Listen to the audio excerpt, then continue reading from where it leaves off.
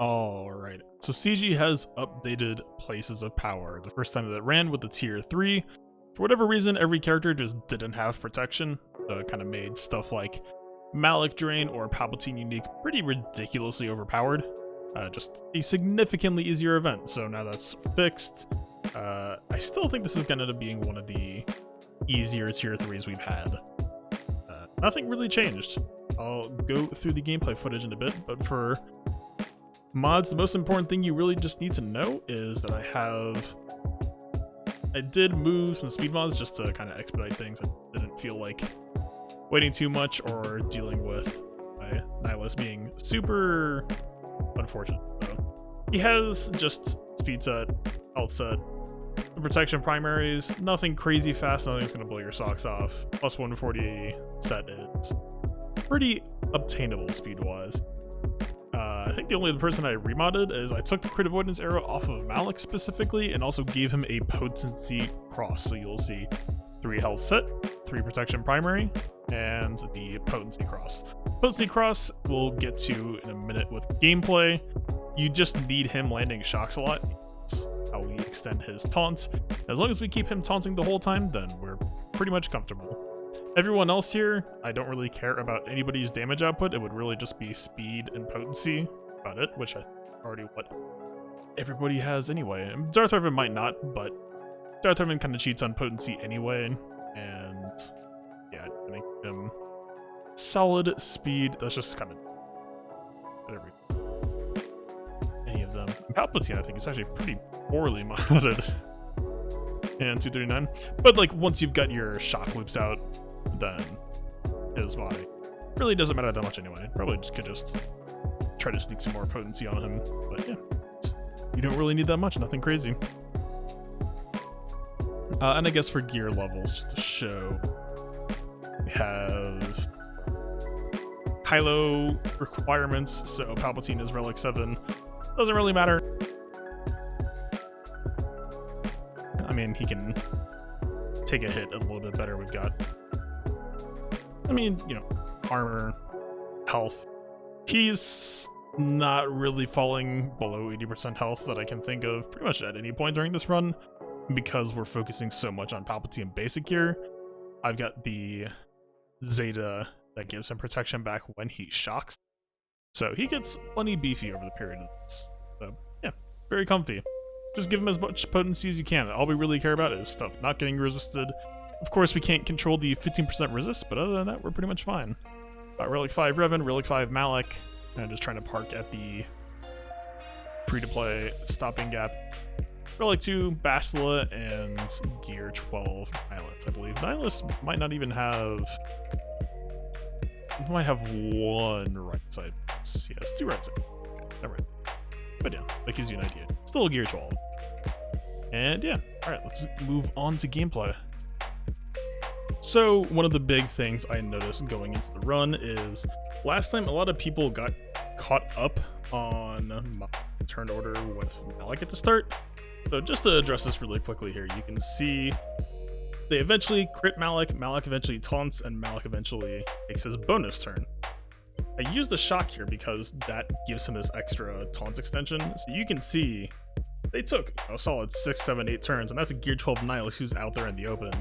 I really just want to go in and make sure that Malik keeps taunting, so that's why we have the potency cross on, is of course when shock goes down, I keep draining, or Malik keeps taunting, and that's all I really care about here.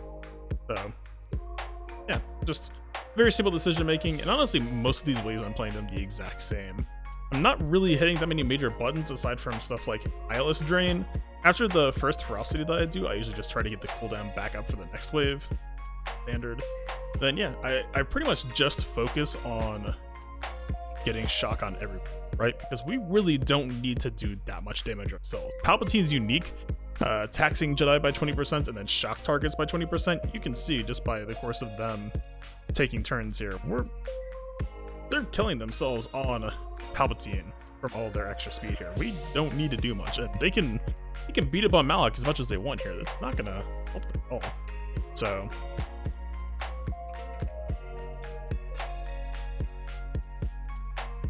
I don't think this entire run necessarily warrants gameplay, so I'll probably just kick on music. But just to show, all you're really trying to do here in between waves is bring in a preload. This is wave 2 preload. It's actually not that ideal. They did get turns off.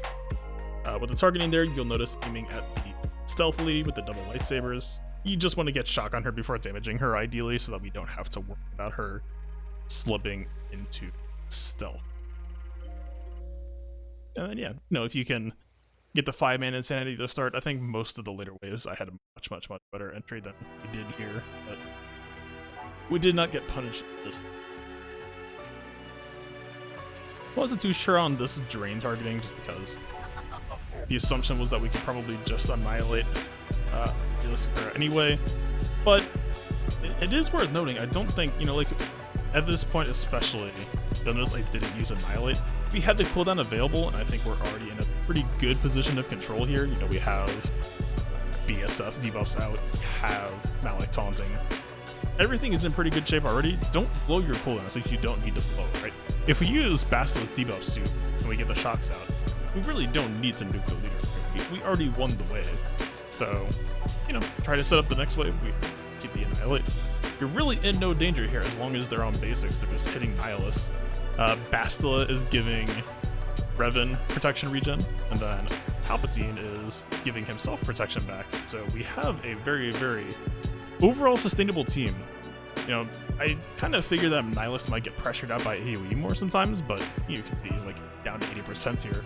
It's really not that bad overall, though.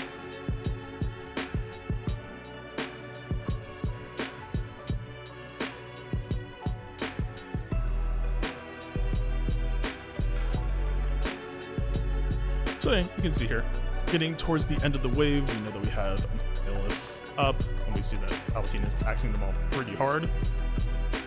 Pretty much after they took all of these turns, they should all just be on, or like 1 HP. There we go, we have Bastila ended. Palpatine, not the worst wave starter. Because of the triple stealth threat, I kind of like to just try to defuse it immediately.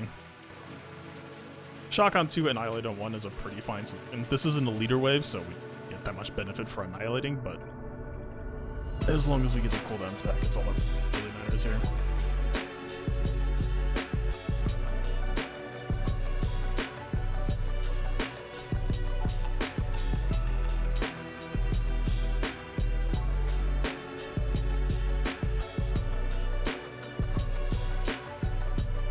Yeah, I mean, there isn't a whole lot of major decision-making down this to explain that hasn't been explained, right? Just, don't blow cooldowns at the end of a wave, just... Really just, you'll notice I barely even use Palpatine's stun at all. You really don't need it, right? Like, if we didn't have Malak there, then yeah, probably you need a stun unless we have, like, a Sith Empire Trooper, but even then, he isn't as regeneratable as Malak is. Yeah, just... The shock, it is better to have 5 shocks out than convert them into a 2-turn stun, because sometimes it can be annoying to try to reestablish them, and we're hiding behind Malak. We're fine. We're comfy.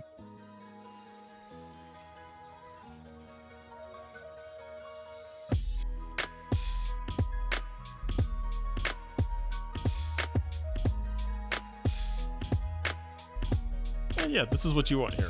Right? Just have the immediate annihilate on leader, not an issue. I believe this Rex, I mean, they don't have many clones anyway, but I believe this Rex is the old Rex, so it's not a super scary annihilate. I don't think it's going to pressure out Malak that much over time. I did notice in the course of doing this that it felt like a couple of characters in this wave had bumped up to capacity, but that might also just be confirmation bias.